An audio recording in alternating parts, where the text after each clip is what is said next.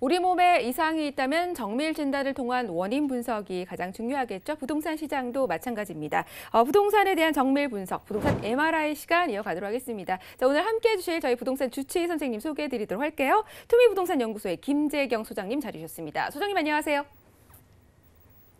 안녕하세요. 부동산 주치 김재경 소장입니다. 부동산 가격이 회복세를 보이고 있자 정부가 새로운 규제 카드를 만지작거리고 있는데요. 그렇다 보니까 투자를 희망하시던 분들도 이러한 규제가 어떤 영향을 끼칠지 고민을 많이 하고 있습니다. 오늘은 이러한 규제에 대해서 어떻게 나오고 그러면 어떻게 대응해야 되는지 한번 알아보는 시간 가져보도록 하겠습니다. 네, 오늘 오프닝에서도 말씀드렸듯이 기준금리 인하 같은 여러 가지 이슈나 새로운 제도가 많이 나오고 있습니다. 그럴 때마다 발빠른 분석, 정확한 분석이 무엇보다 중요할 텐데요. 오늘 이 시간도 한번 기대를 해보겠습니다. 자, 오늘 꼼꼼한 분석을 해줄 그 주제가 무엇인지 MRI 응급 환자 만나보도록 할게요. 화면으로 만나보시죠. 네, 바로 오늘의 응급 환자는 분양가 상한제입니다. 분양가 상한제는 정말 많은 분들이 알고 계시고 이슈가 되고 있습니다. 언론에서도 좀 많이 다루고 있죠. 부동산 가격이 좀 떨어질 거라고 보는 전문가들도 있거든요. 좀 다양한 의견들이 있는데 어떻게 보시나요? 오늘 주치의 선생님. 아무래도 분양가 상한제 전문가에 따라서 타격이 있을 것이다. 아니면 생각보다 별로 없을 거다. 이런 얘기 있는데 사실 정확하게 보면 분양가 상한제 자체는 분양 시장에 대해서는 타격을 준 게 맞다라고 보면 됩니다. 근데 이게 전체 부동산 시장에서는 아주 일부라는 건데요. 사실 전체적으로 부동산 같은 경우는 토지도 있고 아파트도 있고 빌라도 있고 상가 여러 가지 요인들이 있잖아요. 그중에서 분양 시장에 대한 건데 사실 이게 전체적인 부동산 시장에서는 그러면 어떻게 받아들이면 되는지 한번 꼼꼼하게 알아볼 필요성이 있어요. 그러면 일단 분양가 상한제가 뭔지 한번 알아보도록 할까요? 네, 자, 한번 페이지를 보도록 하겠습니다. 네. 자, 분양가 상한제 같은 경우는 우리가 분양가를 일정 이상으로 못 올린다, 즉 상한선을 만들어 놓겠다라고 이해하시면 됩니다. 보시는 바와 같이 땅값, 그리고 건축비, 그리고 건설업체의 적정 이윤 이렇게 세 가지를 갖다가 정부에서 지정해 놓은 요건에 맞춰서만 분양가를 맞출 수 있다라고 하는 겁니다. 그렇게 되면 당연하겠지만 분양가가 원래는 10억에 분양하려고 했었다가도 정부에서 이런 요건들을 맞춰보니까 한 7억밖에 분양 못한다라고 할게요. 네. 그러면 사업성이 어떻게 될까요? 굉장히 떨어지겠네요. 그렇죠. 그렇게 해서 사업성이 떨어지게 되면서 타격을 받게 되는데 사실 이런 분양가 상한제 혹시 그전에도 들어본 적 있으셨나요? 예전에도 좀 한두 번 정도는 들어보지 않았을까라는 생각이 드는데요. 말은 좀 많이 들어봤어요. 실제로 시행이 되었나요? 어떤가요? 사실 분양가 상한제 같은 경우는 들어본 것 같기도 하고 잘 모르는 사람들도 있는데 지금은 사실상 민간 택지에서는 분양가 상한제가 적용되고 있지 않았습니다. 분양가 상한제 자체는 이미 적용이 되고 있긴 한데 공공 택지에 대해서만 되어 있는데요. 현재 민간 택지 로또 분양 같은 경우는 들어보신 적 있으실 거 아니에요. 네. 이거 같은 경우는 어떻게 나왔냐? 허그에서 이제 주택 도시보증 보험을 갖다가 조건을 갖다 까다롭게 함으로써 우회 규제를 하고 있었던 것이었는데 이게 분양가 상한제가 나타나게 되면 아예 원천적으로 통제를 한다는 것이죠. 그런데 지금 현재 민간 택지도 분양가 상한제를 지정할 수 있게 돼 있는 요건은 이미 다 되어 있습니다. 한번 다음 자료를 보도록 할까요? 보시게 되면 현재로서도 민간 택지 분양가 상한제에 대한 조건들은 있습니다. 최근 3개월간 주택가격 상승률이 물가 상승률의 2배를 초과한다든가 여기를 일단 포함한 상태에서 다른 3가지 요건들 중 하나만 충족하면 되는데요. 물가 상승률의 2배 이상을 분양가격 상승률이 높다든가 아니면 또 다른 걸로는 청약 경쟁률이 5대1이 초과된다든가 마지막으로는 3개월간 주택 거래량이 전년 동기보다 20%가 높게 되면 분양가 상한제를 민간 택지도 지정할 수 있게 되어 있습니다. 그런데 이러한 요건들이 좀 까다롭다 보니까 현재 국토교통부에서 이러한 민간 택지 적용 요건을 보다 완화해서 적용하기 쉽게 하겠다라는 게 지금 얘기 나오는 것이죠. 네, 그렇군요. 소장님의 분양가 상한제 좀 설명을 들어보니 사실 저도 좀 들어봤었던 것 같았어요. 근데 역시나 새로 나온 법률이 아니라 기존에 이미 있었는데 이 민간 부분에도 확대 시행을 하겠다라는 말인 것 같습니다. 자, 그렇다면 저희가 사업성에 대해서 살짝 언급을 해주셨습니다만 이 무엇보다 분양도 집을 사는 사람도 중요하지만 집을 짓는 사람도 사실은 중요하잖아요. 이 건설사 그리고 사업 주체인 이 조합 입장에서도 타격이 좀 엄청 날 것 같은데 사업이 좀 위축되지 않나요, 그럼? 아무래도 이제 건설 경기가 타격을 받게 되고 그런 아무런 이제 사업을 진행을 갖다가 위축하게 됐을 때 아무래도 그럼 신규 공급이 줄어들게 되니까 기존에 있었던 주택을 가지고 있었던 분들 같은 경우는 아주 큰 장점이라고 할 수 있습니다. 다들 얘기하는 게 기본적인 수요와 공급인데 이 중에서 공급이 줄어들게 되면 당연히 기존 주택의 희소성은 늘어날 수밖에 없게 되는 것이죠. 사실 여기서도 어디가 가장 큰 영향을 받느냐? 바로 신축 아파트라고 할 수 있습니다. 사실 우리가 부동산은 필요한 사람들이 정말 많아요. 근데 네. 여기서도 오래된 아파트가 좋으신가요? 신축 아파트가 좋으신가요? 진짜 세계 좋죠. 특히나 집은 더더욱 신축이 좋을 것 같아요. 맞아요. 그렇다 보니까 신축 아파트에 대한 수요들은 분명히 존재합니다. 근데 신축 아파트 공급이 딱 줄어든다라고 하면 가장 먼저 반등하는 게 일반적인 아파트들에게 대해서도 희소성이 증가하긴 하지만 그중에서 특히 신축 아파트 같은 경우는 그 희소성이 더 배가 된다라고 할 수 있습니다. 가장 큰 호재를 받는 거는 기존에 지어진 신축 아파트다라고 정리를 해볼 수가 있을 것 같네요. 네, 그렇군요. 결국은 이러한 제도가 수요와 공급에도 영향을 미친다라는 말씀을 주셨고 신축 아파트의 공급이 줄어들면 기존의 아파트들의 희소 가치만 더욱더 높아진다라는 말씀까지 해주셨습니다. 자, 그렇다면 궁금한 게 정부는 이러한 현상까지 예측을 못해서 그렇다면 이러한 제도를 시행하겠다고 말을 하는 걸까요? 어떤가요? 사실 그 똑똑하신 분들이 뭐 당연히 공급이 줄어들게 되면 집값이 올라갈 거라는 것은 모를 수가 없어요. 그런데도 왜 이런 거를 시행을 할 것인가 보면 정답은 사실상 나와 있습니다. 바로 강남 재건축이 목표라고 할 수가 있는데요. 이유인즉슨 이렇습니다. 현 정권에서 봤을 때 아무래도 강남에서 새롭게 분양하는 아파트들이 분양가를 높게 함에도 경쟁률이 워낙 치열하게 분양이 잘 되고 있지 않습니까? 그러다 보니까 신축 아파트가 분양가를 높게 해서도 분양이 잘 된다. 그러면 그 옆에 있었던 아파트들도 그러면 우리도 이 정도 가격은 되겠네라는 게 바로 바로미터가 된다라는 것입니다. 그렇기 때문에 정부에서는 그럼 이 얘네들도 규제를 하려고 다시 좀 들어온 것입니다. 그렇게 해서 나오는 게 지금 현재 분양가 상한제를 적용하려고 하는 것인데 그런데 분양가를 갖다가 잡으려고 한다 이런 얘기까지는 했었어요. 근데 또 강남 재건축이 목표다 이런 얘기도 했었죠. 그러면 재건축하면 떠오르는 대표적인 규제 뭐 있지 않나요? 재건축 대출안이죠. 그렇습니다. 재건축 초과이익 환수제가 바로 떠오를 수 있는데요. 현재 재건축 시장은 크게 위축이 됐습니다. 재건축 초과이익 환수제로 인해 가지고 재건축 사업성이 반토막이 났다라고 볼 수 있는데요. 하지만 모든 재건축 시장이 죽은 것은 아닙니다. 바로 재건축 초과이익 환수제를 피한 재건축 단지들이 있습니다. 네. 바로 2017년도 말까지 관리처분 인가를 신청한 단지들 같은 경우는 재건축 초과이익 환수제를 적용받지 않다 보니까 얘네들이 마지막 강남의 신축 아파트 희소성으로서 이제 각광을 받게 되는데요.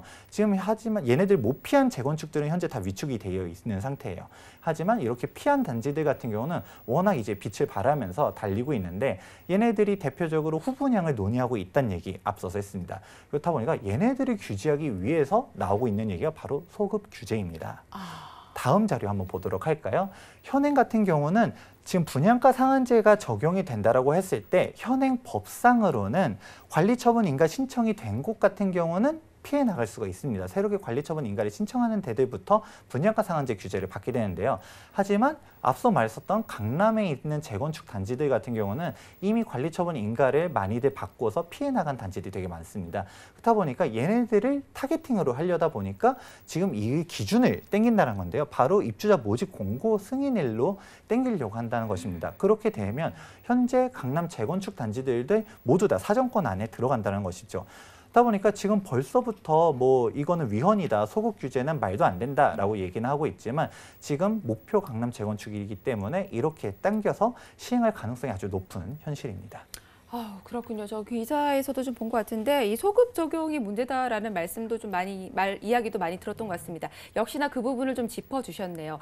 막차라고 또 좋아하시는 분들도 많았었는데 갑자기 소급해버린다고 하니까요. 또 이분들의 반발이 굉장히 좀 크지 않을까라는 생각이 드는데요. 그렇죠. 재개발, 재건축 하나 할 거 없이 지금 관리처분 인가라는 거는 뭐 이제 8부 능선을 넘었다라고 할 수 있는데요. 갑자기 정부에서 그것도 소급 규제까지 해가지고 분양가를 갖다가 상한선을 준다. 그러면 조합원들이 이제 피해를 받게 되는 것입니다.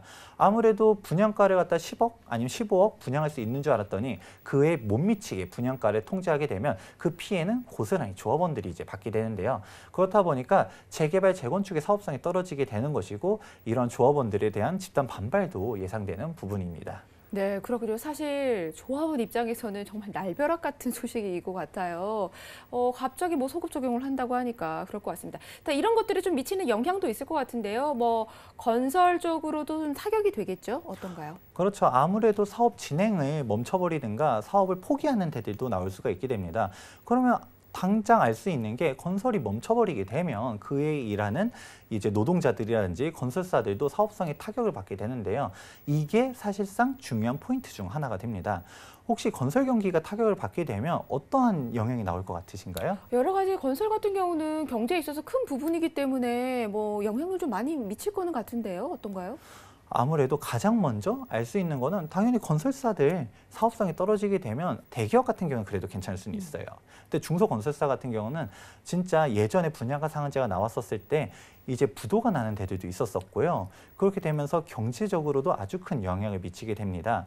오히려 이러한 점들 때문에 분양가 상한제가 어떻게 적용되는지는 사실 발표가 나와봐야 알 수 있는 부분들이 있어요.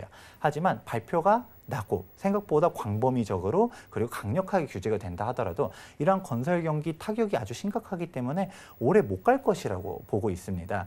길어야 한 2년, 3년 정도 지나가고 나면 사라질 거라고 보고 있는데 그 이유는 바로 다음 페이지에서 알 수가 있습니다. 현재 페이지를 보게 되면 향후 경기 전망 CSI입니다. 이게 뭐냐면 소비자 심리 지표라고 이해하시면 됩니다. 어떤 거에 대한 심리 지표냐고 하면 향후 경기 전망, 즉 MC님한테 뭐 한 6개월 정도 뒤에 경기가 더 좋아질 것 같아요? 나빠질 것 같아요? 라고 물어보는 거예요. 네. 그래서 MC님 같은 경우는 뭐 좀 더 지나가면 경기가 더 좋아질 것 같으신가요?